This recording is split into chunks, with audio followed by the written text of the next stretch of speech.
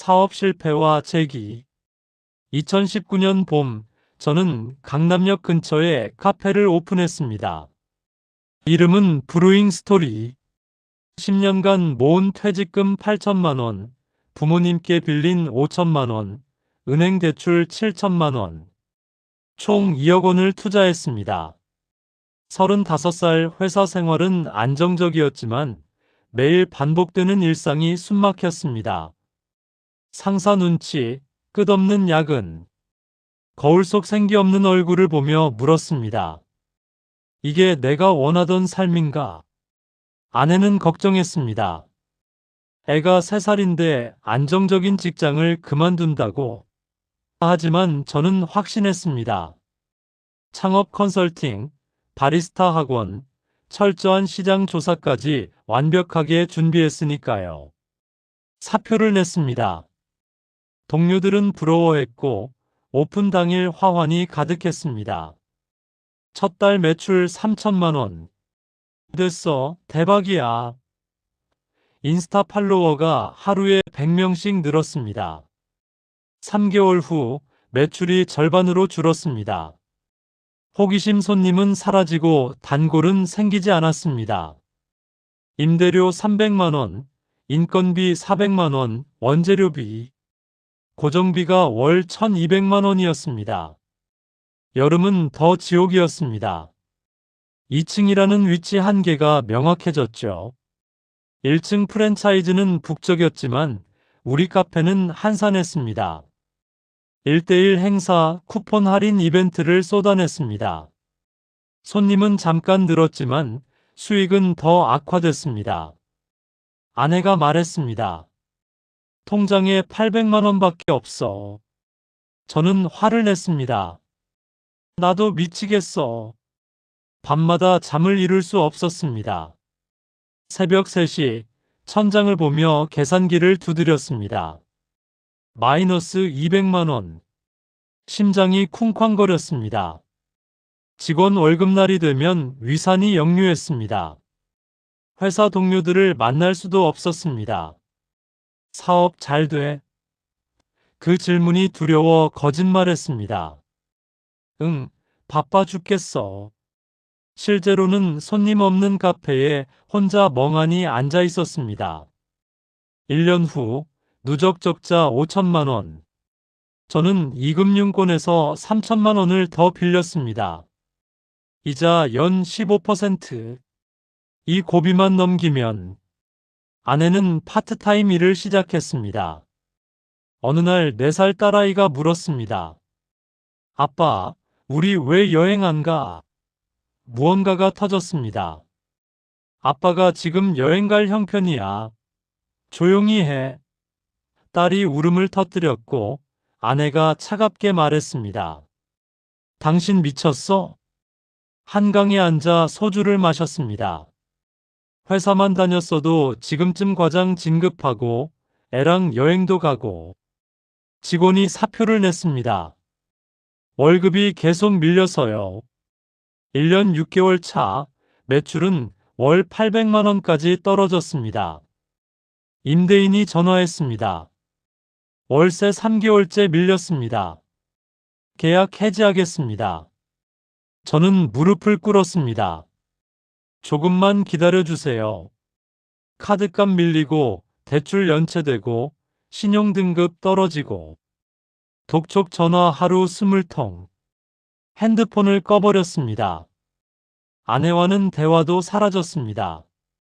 2년차 겨울 카페 문을 열었을 때 실내가 영하였습니다. 난방비가 밀려 가스가 끊겼습니다. 그날 단 한 명도 오지 않았습니다. 2년 전 오픈날의 화환과 인파가 환각처럼 스쳤습니다. 부모님께 전화했습니다. 아버지, 망했어요. 아버지의 긴 한숨. 돈은 어떻게 할 거냐? 갚을 수가 없을 것 같아요. 어머니의 울음소리. 2020년 1월 카페 문을 닫았습니다. 2년 만이었습니다. 남은 것은 2억 원의 빚과 박살난 가정뿐. 5천만 원어치 인테리어는 권리금도 못 받고 그냥 뒀습니다. 집에 돌아왔을 때 아내가 이혼 서류를 내밀었습니다. 더 이상 못하겠어요. 아이라도 제대로 키워야죠. 모든 것이 끝났습니다. 고시원으로 이사했습니다. 3평 남짓한 방, 37살 가장의 살, 편의점 야간 알바를 시작했습니다. 시급 9,160원, 한 달 200만 원. 50만 원은 아내와 딸에게, 나머지로 최소 생활과 이자 상환. 새벽 2시 편의점 카운터에서 생각했습니다. 왜 실패했을까? 처음엔 남 탓했습니다. 위치, 경기, 대기업 프랜차이즈. 하지만 밤마다 되새기며 진짜 이유가 보였습니다. 저는 준비가 안 되어 있었습니다. 사업가 마인드가 전혀 없었습니다. 회사에선 정해진 업무만 하면 월급이 나왔지만 사업은 달랐습니다. 더 큰 문제는 제 교만이었습니다. 대기업 10년 경력, 현장과는 전혀 다른 세계였습니다. 단골 할머니가 말씀하셨습니다. 넘어진 것보다 중요한 건 일어나는 거야. 나도 망했다가 다시 일어섰어. 자네도 할 수 있어. 그 말이 가슴에 박혔습니다. 그래, 나 아직 37살이야. 편의점 알바하며 관찰했습니다. 어떤 상품이 잘 팔리는지, 프로모션 효과는 어떤지. 낮엔 도서관에서 사업책을 읽었습니다. 실패 경험의 이론이 더해지니 완전히 다르게 읽혔습니다. 6개월 후 200만 원을 모아 중고 노트북을 샀습니다. 온라인 마케팅을 독학했습니다. 사장님께 제안했습니다. 무료로 SNS 마케팅 해드리겠습니다. 포트폴리오만 쓰게 해주세요. 3개월 만에 편의점 인스타를 0명에서 3,000명으로 매출을 15% 올렸습니다. 입소문이 났습니다. 주변 음식점, 미용실, 학원에서 연락 왔습니다. 프리랜서로 시작했습니다.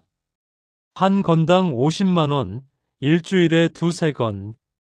1년 후 빚을 절반 갚고 작은 사무실을 얻었습니다.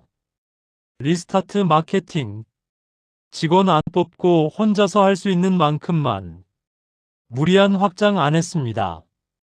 실패한 소상공인들의 마음을 누구보다 잘 알았습니다. 진정성이 통했습니다. 2025년 5년 만에 빚을 모두 갚았습니다. 직원 5명, 연 매출 5억 원. 매주 금요일엔 딸과 시간을 보냅니다. 부모님께 빌린 돈도 갚고 용돈도 드립니다. 아버지가 말씀하셨습니다. 넘어졌어도 다시 일어선 내가 자랑스럽다. 여전히 강남역 그 건물을 올려다봅니다.